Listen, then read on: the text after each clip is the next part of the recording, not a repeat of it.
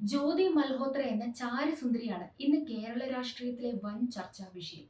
കേരളത്തിലെ ടൂറിസം വകുപ്പ് ജ്യോതി മൽഹോത്രയെ കേരളത്തിലേക്ക് ക്ഷണിച്ചു വരുത്തിയതും ബി നേതാക്കൾ ജ്യോതിക്കൊപ്പം ട്രെയിനിൽ യാത്ര നടത്തിയതുമൊക്കെയാണ് ഇപ്പോൾ വലിയ വിവാദമാകുന്നത്. ലോകത്ത് എല്ലാ കാലത്തും ചാരവൃത്തിക്കായി സുന്ദരികളായ യുവതികളെ ഉപയോഗിച്ചിട്ടുണ്ട്. ലോകത്തെ എല്ലാ കാലത്തെയും ഏറ്റവും വലിയ ചാരസുന്ദരിയായി കണക്കാക്കുന്നത് ആരെയാണെന്നറിയാമോ? ആ സുന്ദരിയുടെ ജീവിതത്തിലേക്കാണ് ഇന്ന് ഞാൻ നിങ്ങളെ കൂട്ടിക്കൊണ്ടുപോകുന്നത്.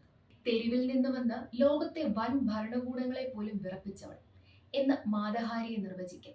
തന്റെ സൗന്ദര്യം കൊണ്ട് അവൾ പൗരുഷങ്ങൾക്ക് വില പറഞ്ഞു. എത്ര കഠിന ഹൃദയനായ പുരുഷനും ആ സൗന്ദര്യത്തിനു മുന്നിൽ ദുർബലനായി മാറി.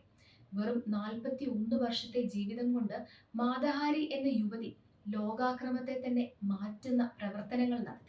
അക്ഷരം തെറ്റാതെ പുരുഷ ലെമ്പട എന്ന് വിളിക്കാവുന്ന ഒരു സ്ത്രീയുടെ കഥയാണിത്. 1876 ഓഗസ്റ്റ് 7-നാണ് നെതർലൻഡ്സിലെ തൊപ്പി കച്ചവടക്കാരനായിരുന്ന ആദം സെലോയ്ക്ക് ഒരു മകൾ ജനിക്കുന്നത്. അദ്ദേഹം അവൾക്ക് മാർഗരിറ്റ എന്ന പേര് നൽകി. മാർഗരിറ്റ ജനിക്കുന്ന സമയത്ത് പിതാവ് സമ്പന്നനായിരുന്നുവെങ്കിലും പിന്നീട് അദ്ദേഹം പാപ്പരായി. സമ്പത്ത് നഷ്ടമായതോടെ ഭാര്യയുമായി വിവാഹമോചനം നേടേണ്ടി വന്നു. വിവാഹമോചനം കഴിഞ്ഞ് 2 വർഷത്തിനുള്ളിൽ മാർഗരിറ്റയുടെ അമ്മ മരിച്ചു. 14-ാം വയസ്സിലാണ് മാർഗരിറ്റ ആദ്യമായി ഒരു പുരുഷനെ അറിയുന്നത്. അവളുടെ സ്കൂളിലെ ഹെഡ് മാസ്റ്ററുമായിട്ടായിരുന്നു ആദ്യ ലൈംഗിക ബന്ധം. അത് പ്രണയമായിരുന്നുവെന്നും അതല്ല ബലാത്സംഗമായിരുന്നുവെന്നും 2 വാദങ്ങൾ ഇന്നുമുണ്ട്. ഈ സംഭവത്തോടെ മാർഗരിറ്റയെ സ്കൂളിൽ നിന്ന് പുറത്താക്കി. പുരുഷന്മാർ മൊത്തം ലൈംഗിക ആസക്തിയോടെ ജീവിക്കുന്നവരാണ് എന്ന ചിന്ത ഇതോടെ ആ പെൺകുട്ടിയുടെ മനസ്സിൽ വേരുറച്ചു.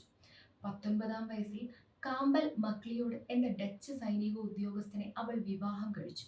തന്നേക്കാൾ 21 വയസ്സ് കൂടുതലുള്ളയാളായിരുന്നു മാർഗരിറ്റയുടെ ഭർത്താവ്. മക്ലിയോഡ് അമിത മദ്യപാനിയും സ്ത്രീ ലംബടനുമായിരുന്നു. മാർഗരിറ്റയെ ഇയാൾ നിരന്തരം ദേഹോപദ്രവം ഏൽപ്പിച്ചിരുന്നു. ആ ദാമ്പത്യത്തിൽ 2 കുട്ടികൾക്ക് ജന്മം നൽകിയെങ്കിലും ഒരു മകൻ ദുരൂഹ സാഹചര്യത്തിൽ മരിച്ചു. ഇതോടെ മാനസികമായി തകർന്ന മാർഗരിറ്റ വിവാഹബന്ധം വേർപെടുത്തി. മക്കളെ നെതർലൻഡ്സിലെ ബന്ധുക്കളെ ഏൽപ്പിച്ച് പാരീസിലേക്ക് പോയി. പാരീസിൽ എത്തുന്നതോടെയാണ് മാർഗരിറ്റയുടെ ജീവിതം പുതിയ ചക്രവാളങ്ങൾ തേടി തുടങ്ങുന്നത്. ഇന്ത്യയിൽ നിന്നുള്ള ഒരു ദേവദാസി എന്നാണ് പാരീസിൽ ഈ യുവതി സ്വയം പരിചയപ്പെടുത്തിയത്. ഒരു ഇന്ത്യൻ സുന്ദരിക്കുള്ള എല്ലാ അഴകളവുകളും ഒത്തിണങ്ങിയ രൂപമായിരുന്നു മാർഗരിറ്റയുടേത്. സർക്കസിലടക്കം പലയിടത്തും ജോലി ചെയ്തുവെങ്കിലും ഒന്നും ക്ലച്ച് പിടിച്ചില്ല. അവസാനം അവൾ തനിക്കുള്ള വശ്യ സൗന്ദര്യത്തെ മുതലാക്കി പണം സമ്പാദിക്കാൻ ആ യുവതി തീരുമാനിക്കുകയായിരുന്നു. പുലരിയുടെ കണ്ണ് എന്നർത്ഥം വരുന്ന മാതഹാരി എന്ന പേരും അവൾ സ്വയം സ്വീകരിച്ചു. പിന്നീട് ചരിത്രം ആ സ്ത്രീ സൗന്ദര്യത്തിന് ചുറ്റിലുമായിരുന്നു. നൃത്തത്തിലൂടെയാണ് മാതഹാരി പ്രശസ്തയായത്. ചുവടുകൾ മുറുകുമ്പോൾ ഒന്നൊന്നായി വസ്ത്രങ്ങൾ ഉപേക്ഷിച്ച് അവസാനം നൂൽബന്ധമില്ലാതെയുള്ള ആ നൃത്തം യൂറോപ്പിൽ ഹരമായി. അലങ്കാരപ്പണികളുള്ള മാറവസ്ത്രവും ആഭരണങ്ങളുമൊക്കെയായി പൂർണ്ണമായി വസ്ത്രം ധരിച്ച് എത്തിയ ശേഷം നൃത്തം ചെയ്യുമ്പോൾ ഒന്നൊന്നായി ഉപേക്ഷിക്കുകയായിരുന്നു മാതഹാരിയുടെ രീതി. പക്ഷേ നൃത്തത്തിന്റെ വേഗത്തിനിടയിൽ സ്വാഭാവികമായി സംഭവിക്കുന്നതെന്ന് തോന്നിക്കുന്ന രീതിയിലാണ് ഈ വിവസ്ത്രയാകൽ. അതുകൊണ്ട് തന്നെ ഒരു സ്വാഭാവികത ഈ നൃത്തരൂപത്തിനുണ്ടായിരുന്നു. മാതാഹാരിയുടെ നൃത്തം ഒരിക്കൽ കണ്ടവരെല്ലാം ആ സൗന്ദര്യത്തിന് അടിമകളായി മാറി. ആരെയും മയക്കുന്ന സർപ്പ സൗന്ദര്യമായിരുന്നു മാതാഹാരിയുടേത് എന്ന് അന്തിപത്രങ്ങൾ സാക്ഷ്യം പറഞ്ഞു.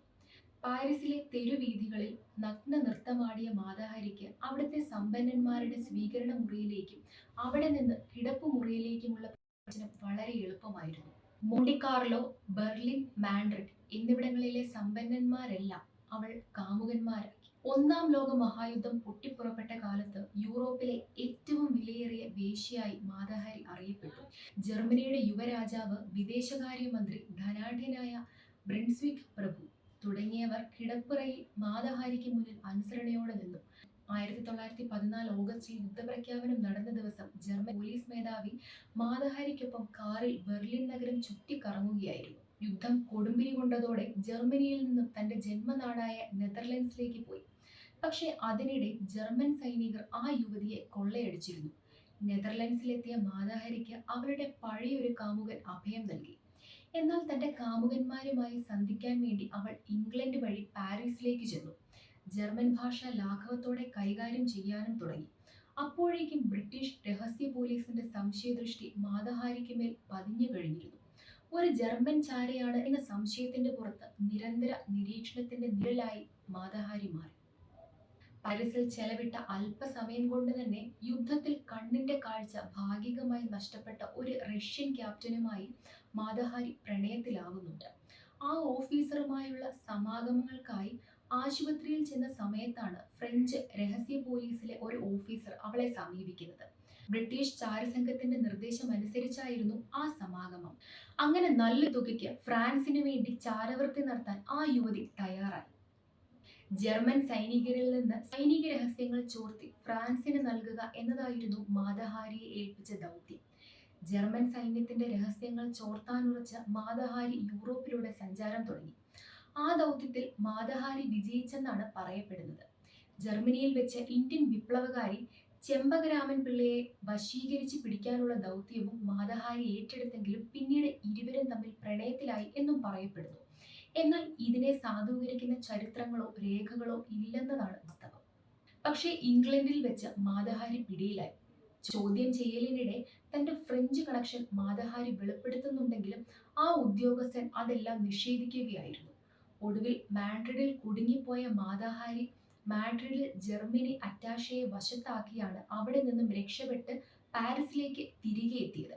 നിർണായക ഘട്ടങ്ങളിലെല്ലാം സ്വന്തം ശരീരം കൊടുത്താണ് മാതഹാരി രക്ഷപ്പെട്ടതെന്നാണ് പറയപ്പെടുന്നത്. തന്റെ പ്രതിഫലവും പ്രതീക്ഷിച്ചുകൊണ്ട് പാരീസിലേക്ക് തിരിച്ചെത്തിയ മാതഹാരിക്ക് തന്റെ ജോലി ഏൽപ്പിച്ച ഫ്രഞ്ച് ചാരനെ കണ്ടെത്താൻ കഴിഞ്ഞില്ല. എന്നാൽ തന്റെ പ്രവൃത്തികളെപ്പറ്റി വീരസ്യം പറയുന്ന അവളുടെ സ്വഭാവം ഫ്രഞ്ച് രഹസ്യ പോലീസിന്റെ ചോദ്യം ചെയ്യ വേളയിൽ മാതഹാരിക്ക് വിനയായി. പറഞ്ഞ കഥകളിൽ ആകെ വൈരുദ്ധ്യം പ്രകടമായിരുന്നു. ഒടുവിൽ ജർമ്മൻ സൈന്യത്തിൽ നിന്ന് പണം സ്വീകരിച്ചിരുന്നു എന്ന് അവർക്ക് മുന്നിൽ മാതഹാരിക്ക് വെളിപ്പെടുത്തേണ്ടി വരുന്നു. അതോടെ ഡബിൾ ഏജന്റ് എന്ന വാദവും ഉയർന്നു. മാതഹാരിയുടെ കേസ് കോടതിയിൽ വിചാരണയ്ക്ക് വന്നപ്പോഴാണ് കോടതി പോലും ഞെട്ടിപ്പോകുന്ന പ്രസ്താവന മാതഹാരി നടത്തിയത്. എന്നെ നിങ്ങൾ ഒരു വേശ്യയെന്ന് വിളിച്ചാൽ ഞാനത് വേണമെങ്കിൽ സമ്മതിക്കും. പക്ഷെ ഞാൻ ഒരിക്കലും ചാരവനിതയല്ല. ഞാൻ എന്നും ജീവിച്ചിട്ടുള്ളത് പ്രണയത്തിനും ആനന്ദത്തിനും വേണ്ടി മാത്രമാണ്. മാതഹാരി പൊട്ടിത്തെറിച്ചപ്പോൾ കോടതി പോലും ഒരു വേള നിശബ്ദമായിപ്പോയി. യൂറോപ്പിൽ ആകമാനം നഗ്ന നൃത്തത്തിലൂടെ പുളകമണിയിച്ച ആ വശ്യസുന്ദരിയെ വെടിവെച്ച് കൊല്ലാനാണ് കോടതി ഉത്തരവിട്ടത്. 1917 ഒക്ടോബർ 15 പുലർച്ചെയാണ് മാതഹാരിയുടെ വധശിക്ഷ നടപ്പാക്കുന്നത്. 41-കാരിയായ മാതഹാരി തെല്ലും കൂസലില്ലാതെ മരണത്തെ വരിക്കാൻ അണിഞ്ഞൊരുങ്ങി നിന്നു. വിൻസെന്റയിലെ റൈഫിൾ റേഞ്ചിൽ 12 പേരടങ്ങുന്ന ഫയറിംഗ് സ്ക്വാഡ് കാത്തു നിന്നിരുന്നു. ഉറച്ച കാൽവയ്പുകളോടെ അവൾ ഉദ്യോഗസ്ഥർ ചൂണ്ടിയ മരത്തിന് ചുവട്ടിലേക്ക് നടന്നു. അത് കണ്ട് സൈനികർ പോലും അമ്പരന്നുവെന്നാണ് പിൽക്കാലത്ത് മാധ്യമങ്ങൾ എഴുതിയത്. കാരണം പേടിച്ച് ജീവശവമായും അലറിക്കരഞ്ഞുമൊക്കെയാണത്രേ പലരും ഇങ്ങോട്ടെത്തുക. ശിക്ഷ നടപ്പാക്കുന്നതിന് മുൻപായി പ്രതിക്ക് നൽകാറുള്ള മദ്യവും വാങ്ങിക്കുടിച്ച മാതഹാരിക്ക് ചില നിർദ്ദേശങ്ങൾ ജയിൽ ഉദ്യോഗസ്ഥർക്ക് മുന്നിൽ വെച്ചു. തന്നെ ബന്ധനസ്ഥയാക്കി വധശിക്ഷയ്ക്ക് വിധേയമാക്കരുത് എന്നായിരുന്നു ആ നിർദ്ദേശം. ജയിൽ അധികൃതർ ആ യുവതിയുടെ ധൈര്യം കണ്ട് അമ്പരന്നു. കൈകാലുകൾ ബന്ധിക്കാതെ തന്നെ ആ സുന്ദരിയെ ഫയറിംഗ് സ്ക്വാഡിന് അഭിമുഖമായി നിർത്തി. ആ ഫയറിംഗ് സ്ക്വാഡിന്റെ നേർക്ക് അവൾ തന്റെ അന്ത്യചുംബനങ്ങൾ പറത്തിവിട്ടു. തുടർന്ന് തന്റെ ബ്ലൗസിന്റെ കുടുക്കുകൾ ഓരോന്നായി അഴിച്ചു. തന്നെ കൊല്ലാൻ നിൽക്കുന്ന പട്ടാളക്കാർക്ക് തന്റെ നഗ്നമാരണം കാട്ടിക്കൊടുത്താണ് ആ ചാരസുന്ദരി വെടിയുണ്ടകളെ സ്വീകരിച്ചത്.